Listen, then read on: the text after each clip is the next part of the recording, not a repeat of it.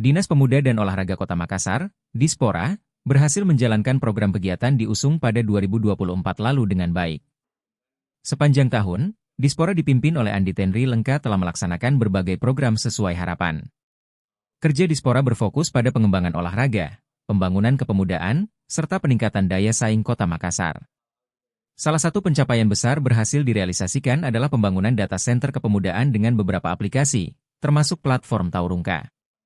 PLT Kepala Dispora Makassar, Andi Tenri Lengka, mengungkapkan bahwa untuk pertama kalinya di tingkat kabupaten kota di Indonesia, Dispora melakukan survei Indeks Pembangunan Pemuda, IPP, menggunakan data primar.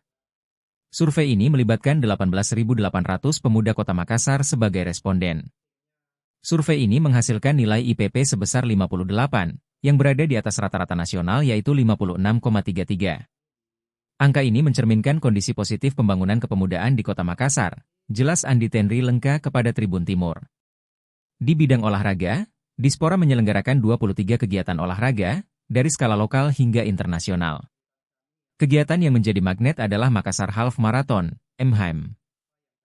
Event ini selalu dinanti setiap tahunnya pelari dari berbagai penjuru. Eksistensi event maraton ini terbukti pada tahun ini, MHM diikuti oleh 6.500 peserta dari berbagai negara. Dispora juga menggelar Makassar Open International Softball Tournament dengan melibatkan 17 tim internasional. Ada juga kejuaraan sepak bola Wali Kota Cup, Sport 8, Makassar Sport Festival, hingga martial art, ungkapnya.